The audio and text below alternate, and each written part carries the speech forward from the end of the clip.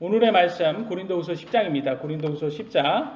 지난주 9장에서는 제물로 성도들을 섬기는 일을 해야 한다. 헌금의 원리, 성경적인 번역 이렇게 주제를 연구를 했고요. 오늘 고린도후서 10장은 첫 번째 주제입니다. 그리스도의 온유함과 부드러움, 그리스도의 온유함과 부드러움입니다. 10장 1절입니다.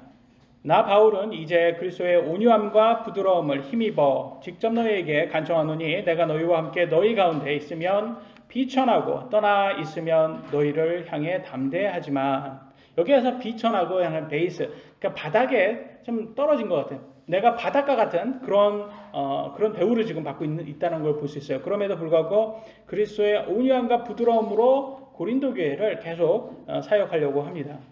그래서 우리는 이렇게 진정한 성경적인 교회는 사도 바울처럼 그리스도의 온유함과 부드러움으로 설교를 해야 된다는 것을 볼 수가 있어요. 그런데 이렇게 어떤 교회는 보면 목사가 설교를 하는데 자신은 죄가 전혀 없는 완벽한 사람처럼 이렇게 설교를 합니다. 그런데 반면 성도들은 아주 큰 죄인, 범죄자인 것처럼 막 문책하고 죄책감을 주는 그런 설교가 있어요. 설교를 딱 들어보면 다 자기 잘났고 너네는 다 죄인이다, 이런 내용이에요 그게. 그래서 물론 죄를 지은 사람은 엄하게 꾸짖고 성경에서 책망하라고 하지만 교회 안에서 하나님 말씀에 순종하는 성도들도 많습니다. 그렇지 않습니까? 이렇게 교회 모두가 다 못하는 것도 아니고 그런데 그걸 다 이렇게 못하는 사람인 것처럼, 다 죄인인 것처럼 그렇게 설교를 하는 사람들이 있어요. 사실 교회에서 설교를 들으러 교회에 예배에 참여했다는 것만으로도 칭찬받아야죠. 왜냐하면 하나님의 말씀을 관심을 가졌기 때문에. 사실 혼나야 될 사람들은 교회 안에 있는 사람이 아니라 교회 밖에 있는 사람들인 거죠. 크리스찬이라고 하면서 교회 예배를 나오지 않는 사람들, 그런 사람들이 혼나야 될 사람들인 거죠. 그래서 교회 오는 것만으로도 사실은 칭찬받아야 돼요. 그래서 우리가 이렇게 설교를 할 때도 우리가 잊지 말아야 되는 것은 그리스도의 온유함과 부드러움으로 설교를 해야 되는구나. 특히 이단 사이비 종교들이, 교주들이 좀 이렇게 설교를 할 때 두렵게 공포를 이렇게 많이 한다고 합니다. 내 말 듣지 않으면 너네들이 다 하나님으로부터 벌을 받는다, 저주 퍼붓듯이 한다고 합니다. 이게 보면 북한의 공포 정치하고 똑같아요, 하는 짓이. 북한의 공포 정치, 김정은의 공포 정치가 뭐예요?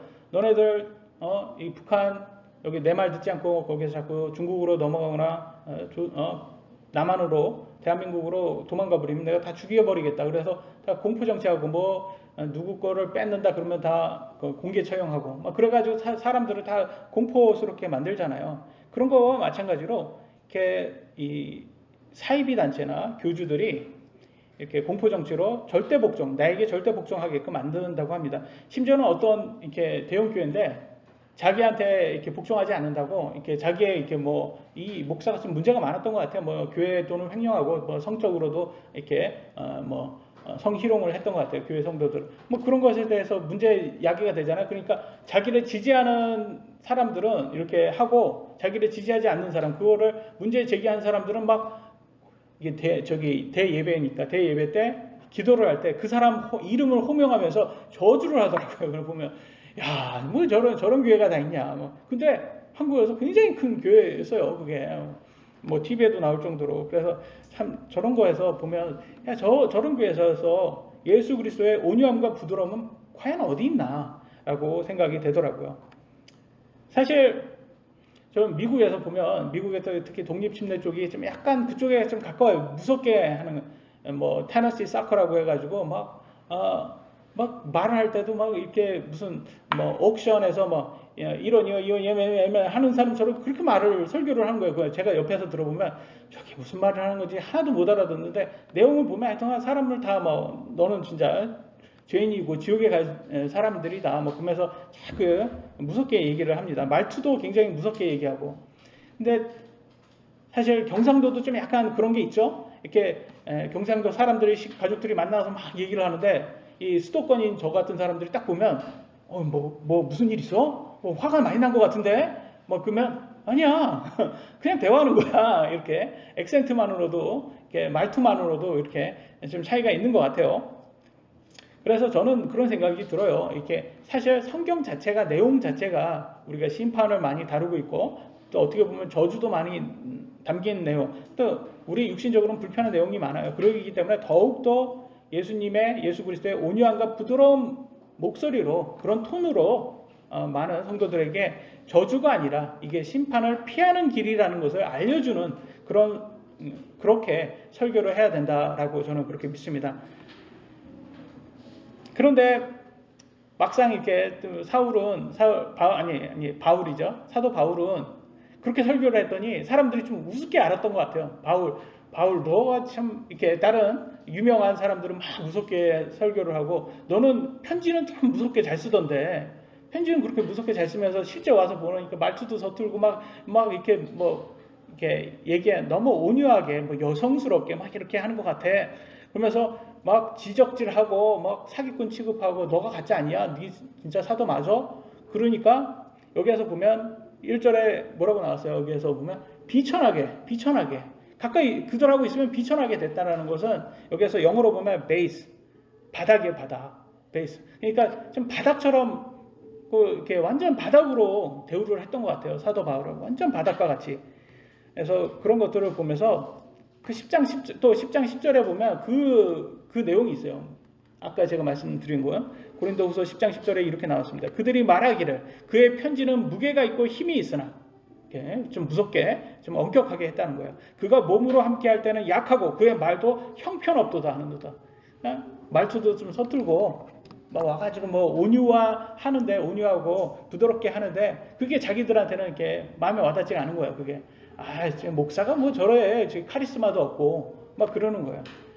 그래서 참 이게 바울의 입장에서 너무 이게 억울할 것 같아요. 저는 서운할 수도 있어요. 왜냐면 여러분이 만약에 선교사가 돼가지고 여러분이 선교지에 가서 다른 교회에게 지원을 받아서 왔어요. 그래서 여기에서 받는 것도 없고, 여기에서 이렇게 와가지고 하려고 한 것도 아니에요. 근데 여기 와서 이제 교회도 딱 세워주고 복음도 전해줬더니 이 사람들이 갑자기 모여가지고 의심을 한 거예요. 여러분은 막 의심하고, 너 장사꾼 아니냐? 여기 사기치려고 온 거 아니냐? 우리 돈 빼먹으려고 온 거 아니냐? 막 하면 이게 너무나 억울할 것 같아요. 이게 진짜 사기꾼들인 교주들은 하여튼 자신을 반대하면 막 대회 때 막 기도해가지고 저주를 해서라도 막 공포스럽게 이렇게 하더라고요.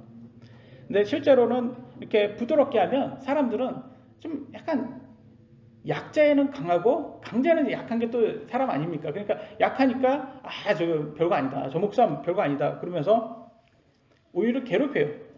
약하고 순진한 사람들을 더 괴롭히는 이렇게 악한 습성인 거죠.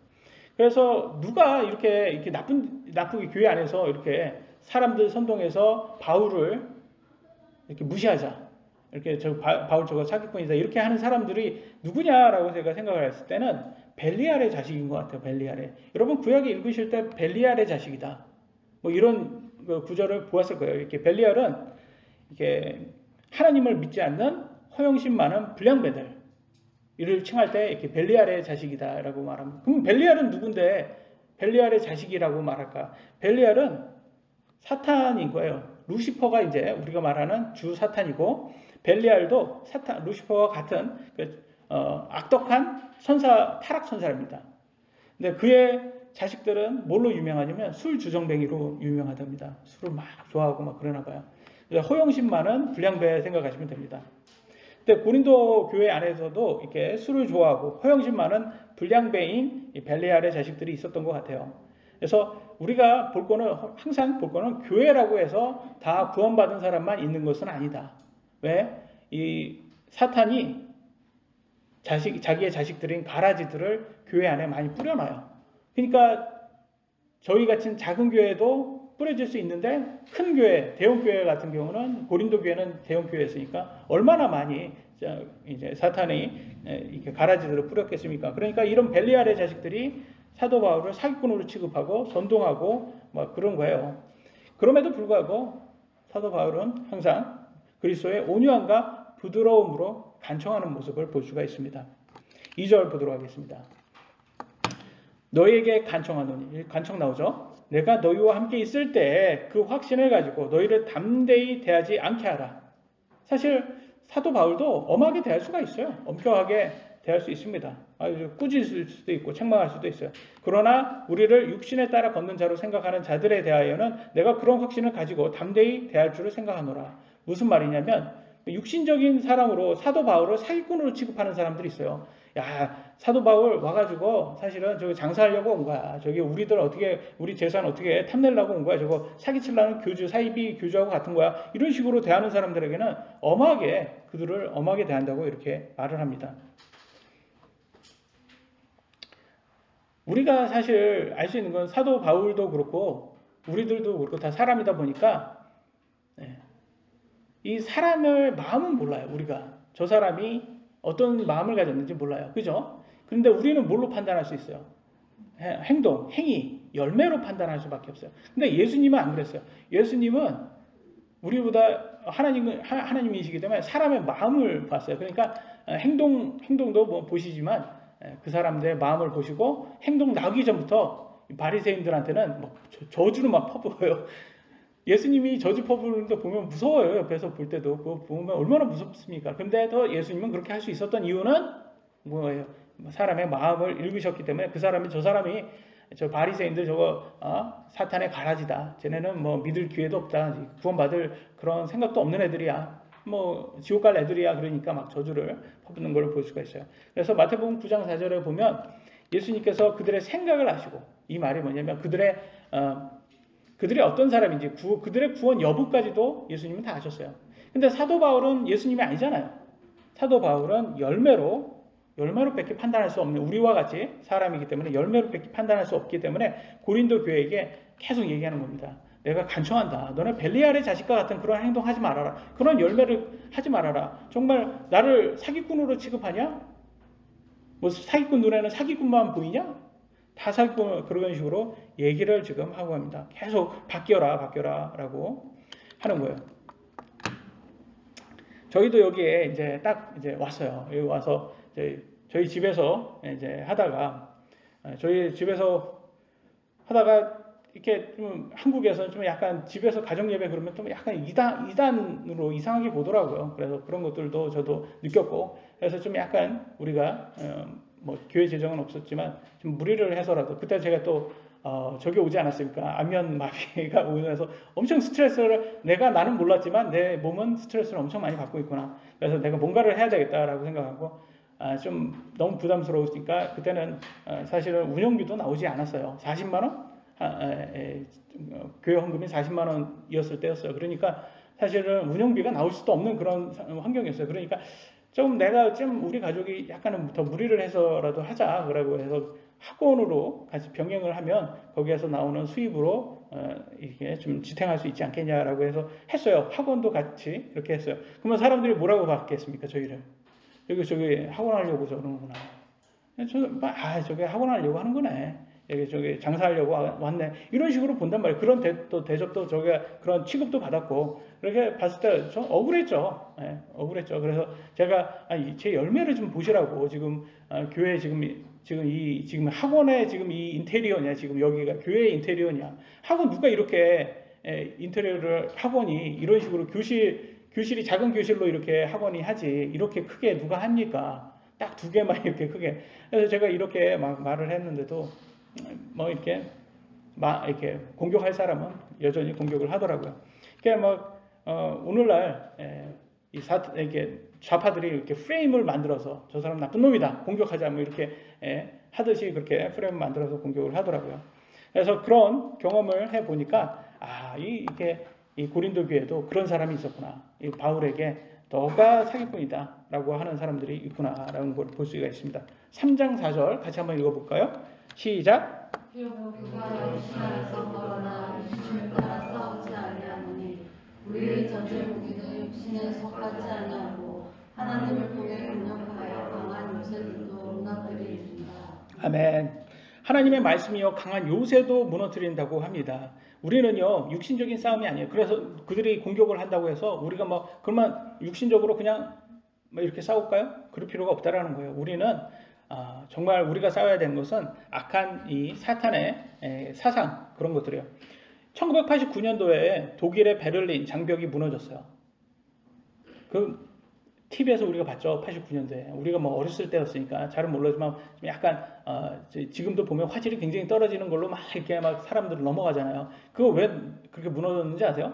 그게 정치적인 그런 게 하나도 없었어요. 그냥 사람들이 자유를 원해서. 왜냐면 그때는 이제 동독이 이제 좀 약간 지금보다 우리가 북한과 이런 식으로 안 하고 동독과 서독이 교류를 했답니다. 그러니까 서로 맛을 본 거예요. 그러니까 특히 동독이 서독의 맛을 본 거예요. 서독이 저렇게 잘 사는구나. 그래 우리도 저렇게 되고자 한다. 그러니까 동독 사람들이 그냥 우리도 가자 그러면서 이렇게 무너진 거죠. 사람들이 몰리면서. 그러니까 이게 뭐 정치인이 원한 것도 아니고 그냥 어떻게 보면 국민들이 원해가지고 그렇게 된 거예요. 그래서 이런 거 보면 전쟁 무기고 이걸 무너뜨린 거 아니구나. 그리고 91년도에 소련이 붕괴됐잖아요. 전쟁 무기가 했습니까? 아니에요. 이것도 사실 자유주의, 자본주의가 공산주의를 무너뜨린 거예요. 근데 자유주의, 자본주의가 어디에서 나왔습니까? 기독교에서 나온 거예요. 미국의 바탕으로 기독교회가 나온 거예요. 근데 사실 참 재밌는 게 오늘날도 좌파들도 보면 자유주의, 민주주의, 자본주의 뭐 이런 것을 다 혜택은 다 누려요. 자식들 다 미국에 유학 보내고 다 누리면서 항상 하는 짓은 공산주의를 지지합니다. 그러면서 자본주의의 폐해 그러면서 이 사람들이 항상 하는 것은 자기 상상 속에서 말도 안 되는 이데올로기에 빠져가지고 인간이 파라다이스 낙원을 만들 수 있다라는 이런 말도 안 되는 것에 빠져가지고 합니다. 그래서 그런 좌파들이 집권을 하니까 지금 5년 되니까 어떻게 됐습니까? 지금 서울시가집이 20억짜리가 40억이 되고 10억짜리는 20억이 되고 다 2배로 뛰었어요. 그러니까 사실 돈 많은 사람들은 다 부자 됐어요, 여러분.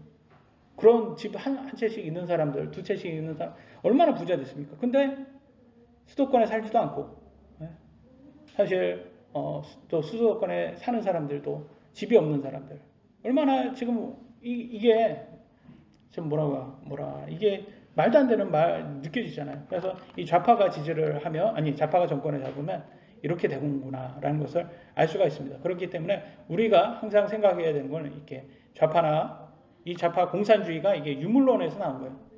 물질주의, 눈으로 보이는 거, 하나님 믿지 않는 이런 사람들에서 나왔기 때문에 여기에서 우리를 구원해 줄 수 있는 것은 성경의 바른 교리밖에 없구나라는 걸 우리가 알 수가 있습니다.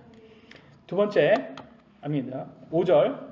우리는 상상하는 것과 또 하나님을 아는 것을 대적하여 스스로를 높이는 모든 높은 것을 무너뜨리고 모든 생각을 사로잡아 그리스도께 순종하게 하며 라고 했어요. 하나님을 아는 것을 대적하는 사람들은 누구예요? 적그리스도입니다. 적그리스도들은 자기를 굉장히 높여요. 자기가 하나님보다 더 위에 있어요. 그런 사람들을 다시 이렇게 끌어내려서 그리스도에 순종하게끔 하는 것이 하나님의 말씀입니다. 그래서 우리도 예수님을 믿기 전에는 우리가 하나님 머리 꼭대기 위에서 있었잖아요. 그러다가 예수님을 말씀으로 예수님을 만나고 우리가 지금은 그리스도께 순종하게 되었지 않습니까? 그래서 이 모든 것이 하나님의 말씀으로 이루어지는 거예요. 그래서 이렇게 자기 자신을 높이는 게 누구가 하는 것이냐면 이렇게 사탄이 하는 거예요. 사탄이 뭘 하려고 했어요? 자기 자신을 하나님보다 더 위에 두려고 했잖아요. 그러다가 어떻게 됐습니까? 하늘에서 내쫓겼어요. 천사인데. 그래서 이사야서 14장 12절에 나오죠. 오 아침의 아들 루시퍼야. 사탄입니다. 천사장. 내가 어찌 하늘에서 떨어졌는가. 그죠? 타락 천사라는 걸 볼 수 있어요. 떨어졌어요. 내쫓겼어요. 민족들을 약하게 만드는 자야. 민족들을 다 이렇게 약하게 만드는 사탄의 주특기입니다. 내가 어찌 끊어져 땅으로 떨어졌는가. 그래서 이 땅에서 이제 하늘에서 쫓겨나서 이 땅에 떨어진 걸 알 수 있습니다. 이 땅에 떨어지니까 신이고 그룹이잖아요. 천사장이란 말이에요. 그러니까 이 땅에서는 최고가 된 거죠. 이 땅에서는 최고죠. 루시퍼가 사탄이 최고인데 그래서 이 땅이 신이 됐어요. 그래서 루시퍼가 지금 많은 사람들을 그리스도의 복음을 보지 못하게 눈을 가려서 지금 많은 사람들이 지옥에 가고 있다고 합니다. 그래서 우리가 전도하고 복음을 전하는 것은 그 사탄이 이렇게 그리스도의 복음을 못 보게 하는 그 눈을 열게 하는 거예요. 그거가 바로 전도입니다. 그래서 예수님을 만난 사람이 이렇게 눈을 뜨고 진리를 깨달을 수가 있는 거죠. 근데 오늘날 사람들은 보면 이게 사탄이 너 사탄한테 예수님한테도 그랬잖아요. 사탄이 뭐라고 했어요? 너 나한테 경배하면 내 모든 이 왕국을 다 주겠다 이렇게 약속했잖아요. 그것처럼 사탄이 이렇게 좀 능력이 있는 사람, 뭐 특히 뭐 K-팝하고 요즘 뭐 이렇게 유명한 그런 사람들 있잖아요. 그런 사람들한테 내가 너한테 많은 부와 명예, 유명세를 주겠다라고 이렇게 약속을 해요. 그럼 그 사람들은 뭐 어떻게 할까요? 자기 혼을 사탄에 팔아버리죠. 자기 혼을 사탄에 팔아서 자기 혼을 팔아가지고 그런 걸 다 누립니다. 그래서 그런 지금 우리가 알 수 없는 그런 종류의 영적인 세상에서는 그렇게 그런 유명한 사람들이 이해가 안 되잖아요. 여러분 K-팝이 왜 그렇게 유명한 거예요? 저는 여러분 이해돼요? 여러분 듣기에는 그냥 소음처럼 들릴 수도 있습니다. 이게 또 뭐 나이가 아재가 돼가지고 저도 이게 그냥 뭐 들어보면 이게 소음이지 이게 노래야 막 이런 옛날 우리는 이렇게 80년대 감성이라 옛날 노래 듣고 이렇게 저기 응팔에 나오는 그런 노래 들어야지 이게 와닿지. 요즘 노래 들으면 형아 미안하다. 근데 그래서 이게 요즘 노래 들으면 이게 다 소음처럼 들리고 그래요. 근데도 왜 그렇게 막 옛날에 그 비틀즈가 이렇게 유명한 것처럼 근데 웃긴 거는 그때는 영국이고 뭐 그런 미국의 이 밴드였다면 지금 오늘날 잘 알지도 못하는 한국의 밴드들이 이렇게 아이돌들이 이렇게 유명세를 사는 게 이게 좀 악한 영의 도움 없이는 이게 가능할까 이런 생각이 저도 많이 듭니다. 그래서 이 적그리스도는 한번 생각을 해봐야 돼요. 뭐냐? 예수님이 재림하면 그들에게 오는 것은 응징이라고 얘기합니다. 응징이에요. 응징을 받는다라고 했어요. 고린도후서 10장 6절에 이렇게 나왔습니다. 너희의 순종이 이루어질 때 모든 불순종을 응징하려고 준비되어 있노라. 잘 보세요. 여기 불순종을 응징하려고. 근데 예수님이 재림하면 우리에게는 기쁨이지만 이 적그리스도에게는 완전히 그거는 응징이기 때문에 희망이 없는 거예요. 그래서 예수님의 재림이 우리는 바라지만 그들은 바라지 않습니다. 그들은 예수님의 재림을 너무나 싫어하죠. 예수님 재림하고 이렇게 뭐 이제 천년왕국이 이제 되고 천년왕국이 끝나면 이 땅 지구는요 불에 의해서 원소까지 뜨거운 열로 녹는다고 말합니다. 이 원소는 녹을 수 없는 거고 제가 가장 작은 건데 근데 그게 다 녹는답니다. 이게 말도 안 되는 일이 일어나는 거예요. 이게 과학적으로도. 사탄은 불호수에 영원히 고통받게 된다고 하고 사탄을 따른 이 적그리스도도 같이 불호수에서 들어갑니다. 그래서 이 길을 유일하게 피할 수 있는 것은 예수님을 믿고 그리스도께 순종하는 사람들만 가능하다고 성경은 우리에게 알려주고 있습니다. 두 번째 주제입니다. 진짜 그리스도인들은 서로를 알아본다. 이게 서로가 서로를 알아봐야 되는데 이 사도 바울이 이제 딱 나왔어요. 그러니까 적그리스도 이게 고린도 교회들이 막 의심을 하는 거예요. 그러니까 사도 바울 입장에서는 야 어떻게 내가 크리스찬인데 너네는 나를 못 알아보냐? 혹시 너네가 이게 문제가 있는 거 아니야? 이게 그래서 다시 한번 이제 얘기를 합니다. 고린도후서 10장 7절에 너희는 겉모습대로 사물을 보느냐? 만약 어떤 사람이 자기가 그리스도의 사람이라고 스스로 믿을지대 너희가 크리스찬이라고 믿으면 이것 즉 자기가 그리스도의 사람인 것 같이 우리도 그리스도의 사람인 것을 스스로 다시 생각할지니라. 야 너희가 정말 크리스찬이면 어떻게 크리스찬인 우리를 못 알아보냐? 예수님의 제자인 사도들을 어떻게 못 알아보냐? 진짜인지. 이제 오히려 사도 바울이 그들을 의심하게 할 수밖에 없게 된 거예요. 왜냐면 너무 그러잖아요. 그들이 예수님의 재림을 여러분 교회에 갔는데 목사가 예수님의 재림을 설교하지 않습니다. 교회 목사가 뭐 십자가를 싫어하고 뭐 예수님의 피 뭐 이런 거 그런 거 싫어해요. 막 예수님의 재림 싫어하고 휴거 싫어하고 막 마지막 그런 거 때 이거 싫어하고 막 그래 좀 뭔가가 이상해요. 그래서 자꾸 뭐 좋은 게 좋은 거다 막 하면서 사랑 뭐 얘기하고 막 이런 것만 얘기하는 그런 좌파 교회들이 있습니다. 그 뭔가 문제가 있는 거예요. 그런 거는 왜냐하면 우리는 예수님의 재림을 진정한 크리스천은 좋아할 수밖에 없거든요. 그런데 우리가 잘 보면 교회 안에서도 이런 적그리스도 사탄의 가라지들이 항상 있을 수 있어요. 그래서 뭐 우리 같이 작은 교회에서도 이런 사람이 올 수도 있고 큰 교회는 더 확률적으로 더 많겠죠. 그래서 이런 사람들을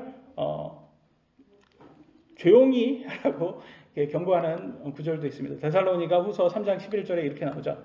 우리가 들으니 너희 가운데 질서 없이 걸으며 전혀 일하지 아니하고 참견하기만 좋아하는 자들이 더러 있다 하는도다. 그래서 다음 구절을 쓰지 않았지만 다음 구절에는 조용히 일해라 이렇게 합니다. 왜냐면 진짜 너네가 크리스찬이라면 이게 참견하고 질서 없이 참견하고 일은 하지 않고 이러면 지금 너네 참 크리스찬 아니야 이렇게 지금 얘기하는 거예요. 왜냐면 이런 사람들이 교회에 있다니까요. 이게 교회를 세우려고 일은 하지 않고 막 어떻게 하면 막 참견하고 목사 맞아? 막 이렇게 해서 막 하는 사람들이 있어요. 근데 이게 참 교회 안에도 있는 거 보면 이게 세상도 똑같은 것 같아요. 세상. 여러분 세상에서도 이 나라의 경제가 발전해야지 모두가 다 잘 사니까 경제 발전을 위해서 이바지하는 게 마땅하잖아요. 근데 경제 발전에 이바지는 안 해요. 근데 누가 있어요. 그 대학교 때 공부는 잘했는데 좋은 대학 가 보냈더니 부모님이 고생해서 맨날 데모만 했던 그런 586 세대 아저씨들이 있죠. 예, 맨날 그 데모만 해서 저도 어렸을 때 보면 이렇게 80년대 때 이게 그 체류탄 냄새 이거 아직도 기억납니다. 그래서 저는 저희 어머니께 물어봤어요.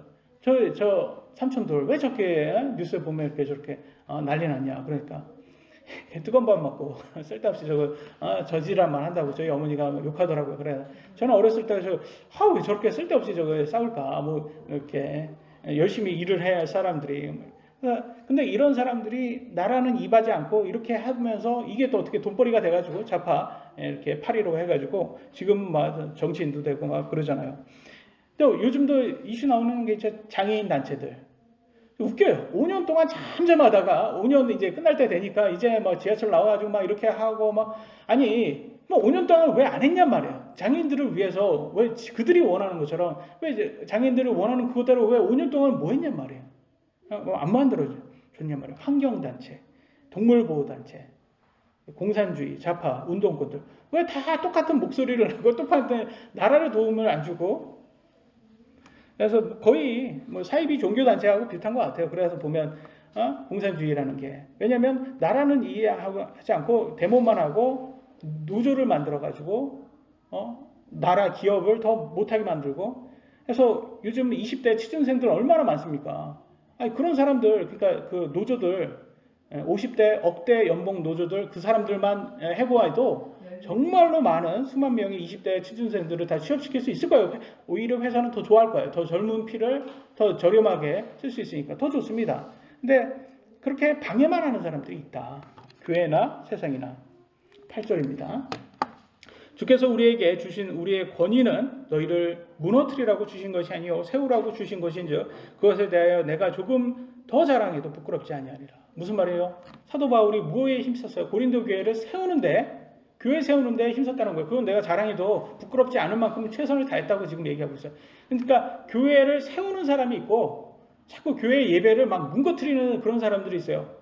한번 생각 한번 해보세요. 지금 코로나가 됐으니까 코로나에다가 이제는 풀어졌으니까 이제는 다 풀어졌으니까 우리 이제 점심 때 이제 점심도 하고 오후 예배도 합시다 이렇게 했는데 누가 갑자기 나타나가지고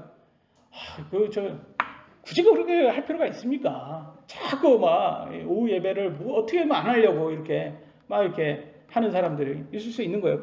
너무나 감사하게도 우리 교회는 모두 찬성해줘가지고 정말 감사드립니다. 그래서 지금 이렇게 하는데 이렇게 습관이라고 합니다. 이게 안 좋은 습관이에요. 악습처럼 우리가 오전 예배만 코로나 때문에 오전 예배만 이렇게 하다가 또 요거에 습관이 들어가지고 편하잖아요 사실. 오후 예배까지 굳이 뭐 할 필요가 있냐. 우리 육신은 맞아요. 그게 맞습니다. 그냥 편하게 오후에 가서 집에서 낮잠도 잘 수 있고 더 좋잖아요. 근데 성경에서는 그렇게 하지 말라. 그건 나쁜 습관이다. 말하잖아요. 히브리서 10장 25절에 뭐라고 말합니까? 어떤 사람들의 습관과 같이 무슨 말이야? 악한 습관이 되면 안 된다. 우리가 함께 모이는 일을 패하지 말고 예배 자꾸 패하고 편한 거 찾고 물론 편한 게 좋죠. 저도 웬만하면 편한 걸로 원합니다. 그럼에도 불구하고 기본은 해야 된다. 기본은. 그래서 그렇게 기본을 하는 사람하고 오후 예배 하려고 하니까 자꾸 막 이렇게 어떻게든 못하게 하려는 그런 사람들이 꼭 있어요. 그래서 그런 거는 기쁨이 안 된다는 걸 알 수가 있습니다. 9절 10절 보면 이렇게 나왔습니다. 이것은 내가 편지로 너희를 무섭게 하려고 하는 것처럼 보이지 아니하게 하려 함이라. 그들이 말하기를 그의 편지는 무게가 있고 힘이 있으나 그가 몸으로 함께 할 때는 약하고 그의 말도 형편없다 하는도다. 사도 바울을 사기꾼으로 의심하는 사람들은 그의 서신은 무서워했던 것 같아요. 그 서신은 무섭잖아요. 막 어떻게 보면 저주스럽고 막 좀 이 사람들이 아예 무서워하지는 않았던 것 같아요. 무서워는 했는데 실제 정작 사도 바울이 오고 좀 약간 그리스도의 부드러움, 온유 그걸로 이렇게 설교를 했더니 막 형편없다, 막 무시하고 그랬던 것 같습니다. 참 이런 거 보면 인간이 참 어떻습니까? 좀 너무나 그러니까 좀 강한 사람한테는 약하고 약한 사람한테는 좀 강한 것 같아요. 그래서 무섭게 하면 그때는 이제 꼬리 내리고 좀 부드럽게 하면 뭐 꼬리 올리고 그게 어쩔 수 없는 것 같습니다. 그래서 똑같은 11장 5절 6절에도 이런 말이 나옵니다. 나는 가장 으뜸 가는 사도들보다 내가 조금 더 뒤지지 않은 줄로 생각하노라. 왜냐하면 바울은 어떤 사도들보다 최선도 다했고 고난도 많이 받았잖아요. 6절 보니까 내가 비록 말에는 서투르지 모르나 지식에는 그렇지 아니하니라. 성경 하나님의 말씀의 지식은 그렇지 않다라는 거예요. 근데 말은 이건 재능이잖아요. 하나님께서 주냐 안 주냐에 따른 거잖아요. 내가 한번 노력해도 될 수 없는 것들이 있어요. 오직 우리는 너희 가운데서 모든 일에서 철저히 드러나느니라. 열매를 보라는 거예요. 열매. 드러났잖아요. 이렇게 고린도 교회도 세우고 이 열매를 보면서도 이게 자꾸 의심한단 말이에요. 근데 사기꾼들은 어떤 사람들이에요? 로마서 16장 8절에 나오잖아요. 그런 자들은 우리 주 예수 그리스도를 섬기지 아니하고 예수님 믿지 않는 적그리스도예요. 자기 배를 섬기며 자기 내 배를 채우는 게 더 중요한 사람들이에요. 하나님의 말씀보다는. 그게 뭐예요? 뭐 돈이라든지 재정이라든지 모든 그런 거겠죠. 그 다음에 사기치려고 하는 거죠. 뭘로 사기칩니까? 좋은 말과 빼어난 말솜씨로 순진한 자들의 마음을 속이느니라. 순진한 사람들 뭘로 속여요? 빼어난 말솜씨로 속인단 말이에요. 그래서 참 저는 이런 생각을 합니다. 목사의 조건이 뭐냐? 여러분 목사의 조건이 뭡니까? 목사의 조건은 말을 잘하는 것도 중요하지만 가장 중요한 거는 하나님 말씀에 있는 그대로 전하는 거예요. 그게 중요한 거예요. 근데 많은 사람들은 또 그 외의 것을 바랍니다. 말도 잘해야 되고 내 감정도 좀 세워줘야 되고 좀 듣기 좋은 말도 해줘야 되고 막 자꾸 그런 것에 너무 떨어져요. 막 그런 것에 너무 치우칩니다. 근데 보이스피싱 일꾼을 이제 여러분이 만약에 보이스피싱 그러면 안 되겠지만 사장이라고 하면 여러분이 일꾼을 할 때 뭐를 많이 보겠어요? 말 잘하는 사람 보는 거예요. 갑자기 전화해가지고 많이 당황하셨어요. 잃어버리면 이거 말좀 깎는 거예요. 이거 이런 사람은 이건 뭐 개콘이나 나와야지. 그렇잖아요. 이런 사람들 하면 근데 말을 해도 무슨 검찰처럼 말해야 되고 말을 해도 뭐 전문가처럼 말해야 되고 정말 사람들을 공포스럽게 만들 수 있는 그렇게 말투가 있어야 되는데 말 서툰 사람들은 없었단 말이에요. 그러니까 이게 사기꾼의 자격 조건에는 뛰어난 말솜씨가 있어요. 근데 목사의 자격 조건에는 뛰어난 말솜씨는 없다. 그래서 우리가 이거를 알아야 된다는 거죠. 그래서 목사의 자격 조건은 하나님 말씀을 있는 그대로 바르게 설교하는 게 더 중요하다라는 걸 알 수가 있습니다. 11절입니다. 그런 자는 이것을 생각할지니 곧 떠나 있는 때에 편지로 말하는 우리가 어떠함 같이 함께 있을 때에 행하는 우리도 그와 같으리라는 것이라. 무슨 말입니까? 편지 쓴 사람도 본인이고 지금 와서 말하는 사람도 본인이라는 거예요. 사도 바울이 하는 거니까 얼마든지 편지에 그렇게 좀 무섭게 쓴 것처럼 와서도 그렇게 무섭게 할 수 있는데도 그렇게 하지 않았다라는 거죠. 참 저는 이렇게 보면 참 이게 좌파들하고 제가 사이비 종교 교주들하고 많이 이렇게 비교한 게 공통점이 정말 많아요. 뭐 어떤 게 공통점이냐면 정말 너무나 공상과학과 같은 건 거죠. 인간이 이렇게 정치를 하면 유토피아와 같은. 근데 우리가 북한을 보고 러시아, 중국 이런 공산주의를 봐도 아시다시피 뭐 베네수엘라나 뭐 이런 쿠바라든지 이런 거를 봐도 다 독재가 나오지. 거기에서 무슨 공평하게 그 사람들이 양심적으로 똑같이 분배하고 그럴 수가 있습니까? 그리고 근데 웃긴 거는 그런 이렇게 좀 공상과학과 같은 비현실주의자 같은 그런 사람들이 이렇게 말도 안 되는 그런 사상을 사람들에게 하고 현실이 안 되잖아요. 비현실적이니까. 현실이 안 되니까 꼭 누구 책임을 물어요. 그거는 자본주의 이게 부패돼가지고 그런 거야 하면서 자본주의 뭐 이런 것을 자꾸 비하합니다. 근데 그들은 정말 열심히 일했냔 말이죠. 그들은 열심히 공부했고, 그들은 열심히 좋은 직업을 득했고, 거기에서 최선을 다했냔 말이에요. 그거를 물어봐야 되는 거예요. 그것도 안 물어보고, 근데 맨날 술만 마시고. 근데 저는 그게 제일 그래요. 젊어서는 공부 안 했고, 나중에 할 거 없으니까 공사판에서 일하시는데, 맨날 소주병은 그렇게 달고 다녀요. 평생 그렇게 살 수밖에 없는 거죠. 뭐 그런 사람들은 항상 뭐냐면, 야, 이게 사회가 불공평해. 사회가 불공평한 거는 본인이 노력을 했냔 말이죠. 바르게. 술은 그렇게 붙잡으면서. 얼마나 모순적인 게 좌파들한테 이렇게 선동당하면 이렇게 모순적인 빠지는 것 같습니다. 12절 보도록 하겠습니다. 우리는 자기 자신을 추천하는 자들과 감히 한패가 되거나 혹은 그들과 우리 자신을 비교하지 아니하노라. 그러니까 감히 한패가 나와서 저는 이게 또 감히 한패가 왜 감히라고 썼는지는 모르겠어요. 여기서 감히라고 이렇게 하는 것 같아요. 이렇게 제가 보면 한패가 절대 아니다. 우리는 그런 사람들하고 이 살비 종교나 이런 사기꾼으로 우리를 한패로 취급하지 말라. 너네들이 감히 우리를 그렇게 사기꾼으로 취급하지 말라. 이렇게 저는 해석이 되더라고요. 오직 그들은 자기들을 기준으로 자기들을 판단하며 자기들 가운데서 자기들을 비교하니 지혜가 없도다. 왜 좌파나 사기꾼들이 종교 사기꾼들이 문제냐면 항상 자기들이 기준을 만들어요. 자기들의 기준을 만들고 자기들 이 성경 말씀대로 하지 않고 자기들이 기준 만들어서 하니까 그러니까 지혜가 없는 것들이에요. 그러니까 사기인 거예요. 자기가 기준을 만들었기 때문에. 세상에도 보면 자기가 기준을 만드는 게 있어요. 진화론을 믿는 박물관, 모든 박물관들은 다 진화론을 믿으니까. 여러분 진화론에 가 보시면 뭐 이렇게 뼈로 이렇게 공룡 같은 거 만들어서 몇 년 때 이렇게 만들어 한 거다 이렇게 하잖아요. 근데 그게 몇 년 되면 그걸 연대 측정을 해야 되잖아요. 그걸 탄소 연대 측정법이라고 합니다. 근데 탄소 연대 측정법은 최대한 5만 년까지 측정을 할 수 있답니다. 5만 년이 넘으면 측정 불가한 거예요. 그들도 말해요. 5만 년 이후부터는 우리가 더 이상 측정 못한다. 근데 여러분 박물관 가서 5만 년이라고 써 있는 거 봤어요? 다 억년이지. 몇 억년, 몇 억년. 다 이렇게 말하잖아요. 그러놓고서 그게 다 사기꾼 아닙니까? 자기네들이 기준을 만들어가지고. 아니, 탄소 연대 측정법도 5만 년밖에 못한다고 하는데, 물론 5만 년도 우리는 인정하지 않습니다. 왜냐면 성경은 6천 년밖에 안 됐기 때문에. 그래서 참 웃긴 게 이렇게 우리가 살고 있는 이 지구도 45억 년 됐다고 하잖아요. 그러니까 이 45억 년 된 거를 누가 만들었냐? 무슨 기준으로 했냐? 자기네들이 기준을 만든 거예요. 그래서 내가 45억 년이야? 그러면 45억 년 되는 거야 이게. 그 뭐 누가 똑같아요? 종교 사기꾼 교주가 내가 하나님이야? 그러면 하나님 되는 거예요. 똑같은 거예요 얘네들이. 그러니까 지혜가 없는 거예요. 그래서 정말 하나님의 말씀에 의거하지 않으면 다 지혜가 없는 거죠. 13절 그러나 우리는 우리의 분량 밖의 것들을 자랑하려 하지 아니하고 오직 하나님께서 우리에게 나누어 주신 규칙 분량에 따라 자랑하려 하노니 곧 너희에게까지 다다른 분량이라. 무슨 말이에요 지금? 내 능력이 아니면 자랑할 수가 없다는 거예요 사도 바울은. 그잖아요. 고린도 교회 누가 세웠습니까?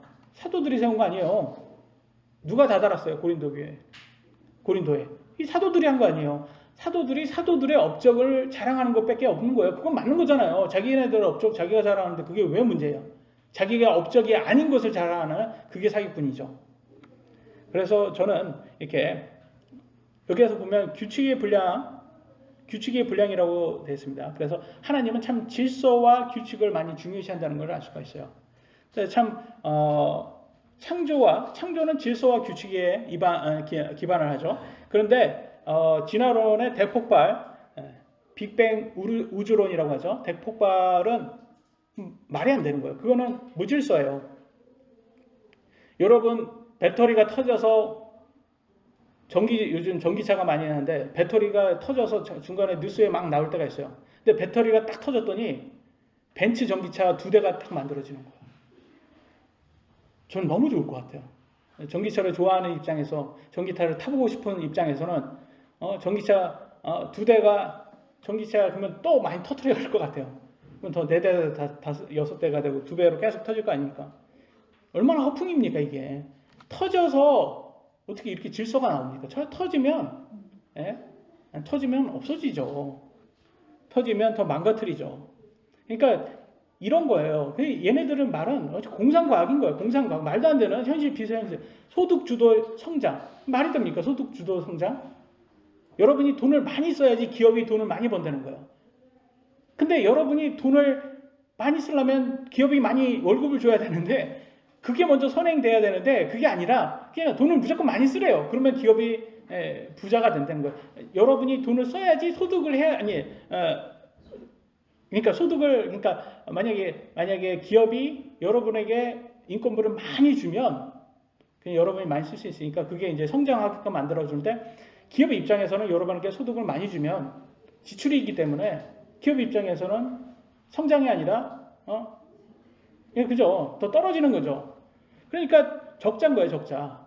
그러니까 얼마나 허풍입니까, 이게. 그래서 이 소득 주도 성장 5년 지나니까 어때요? 이게 허풍이구나, 이게 다 드러난 거죠.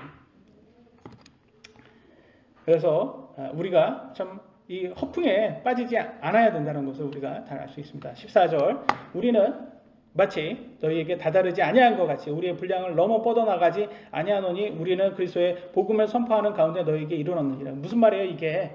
우리가 하지도 않은 너네들 다다르지도 않았는데 우리가 너네들 교회도 세우지도 않은 사람이 막 업적을 허풍으로 자랑하는 그런 사람들이 아니다.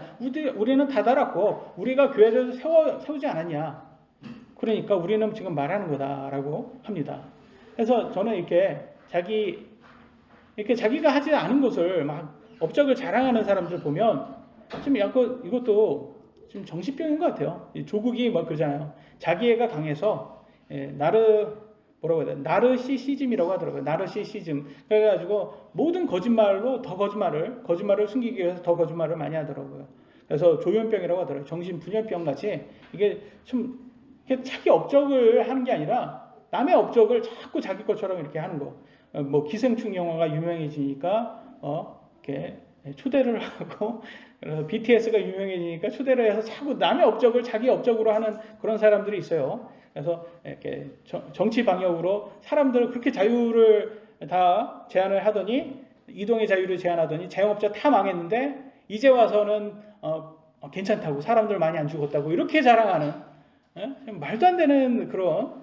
근데 영국 같은 데는 뭐 영국이랑 호주 뭐 이런 데에서는 1년 전부터 이게 개방이 돼가지고 자유롭게 2021년 작년이죠. 작년 초부터 다 여행을 자유롭게 풀어줬어요. 마스크도 안 하고. 그러니까 그렇게 자유롭게 했는데 우리는 1년 손해본 거예요 지금. 그래서 그러면서 자영업자를 왜 지금 다 망하게 했습니까? 이렇게 어차피 다 한 번씩 코로나 걸릴 거라면 참 웃기잖아요. 지금 이 나라에게 자유를 만들어준 이승만, 박정희 대통령, 이승만 대통령은 자유를 만들어줬고, 박정희 대통령은 우리가 더 성장하게, 경제적으로 성장하게 해준 이런 대통령들을 적폐로 지금 아이들에게 가르치고 있어요, 지금. 이게 맞는 말이에요, 지금. 이게 다른 사람의 업적은 무시하고 아주 적폐로 만들고, 자기들의 업적은 업적도 아닌데 그걸 업적으로 하는 사람들이 있다는 거예요. 교회도 마찬가지고 세상도 마찬가지인 것 같습니다. 15절로 16절 우리는 우리의 분량 밖의 것들 곧 다른 사람의 수고한 것들을 자랑하지 아니하며 말하잖아요. 다른 사람의 업적은 우리가 자랑하지 않는다. 오직 너희의 믿음이 자라날 때 우리의 규칙에 따라 우리가 너희를 통하여 넘치도록 확장되기를 바라노니. 무슨 말이에요? 고린도 교회 잘 성장하기를 우리가 바란다. 그렇게 위해서 우리가 최선을 다한다. 이것은 너희를 넘어선 지역들에서 복음을 선포하고 이미 예비되어 우리 손에 들어온 것들을 다른 사람의 구획선 안에서 자랑하지 아니하려 함이라. 우리가 한 업적은 우리가 한 거고 다른 사람의 업적은 다른 사람이다. 이거 분리한다라는 거예요, 분명히. 근데 그렇게 하지 않는 사람들이 있다는 거예요. 사기꾼들이 자꾸 이렇게 남의 업적은 막 무시하고 자기 업적은 대단한 것처럼 과대 포장하고.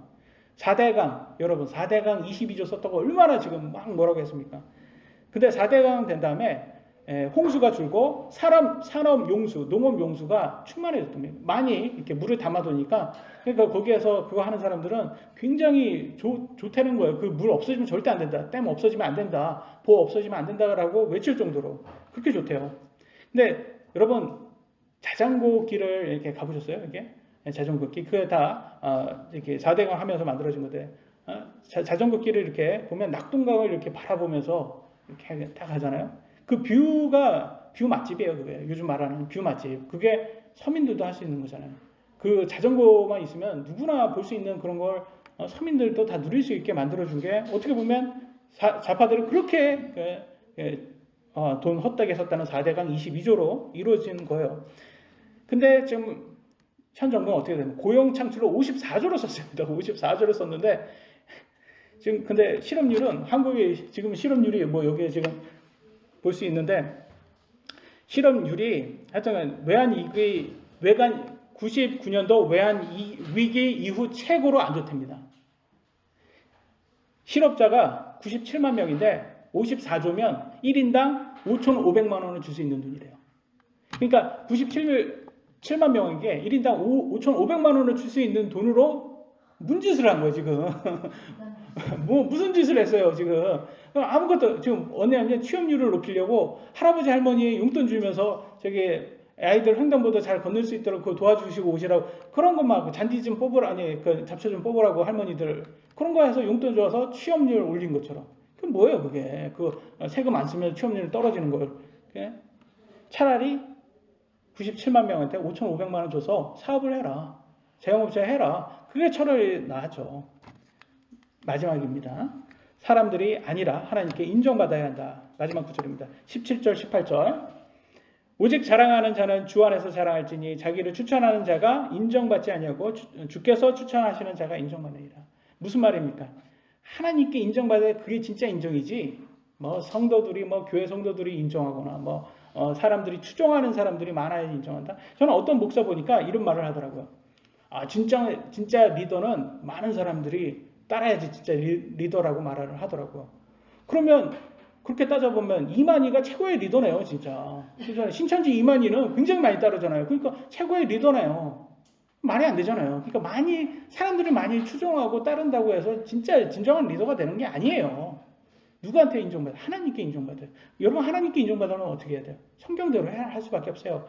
이 좁은 길을 갈 수밖에 없어요. 유명하지 않아도 좁은 길을 가야 되는 거고 사람들이 따르지 않아도 좁은 길을 가야 되고 성경적으로 가는 게 가장 안전한 길이고 하나님 인기에 상관없이 묵묵히 하나님 말씀에 순종하여야지 하나님께 인정받을 수 있는 길입니다. 꼭 좁은 길을 가서 하나님께 인정받는 그런 성도 되시길 예수님의 이름으로 기도드립니다. 여기까지 하겠습니다. 마치도록 하겠습니다. 기도하시겠습니다.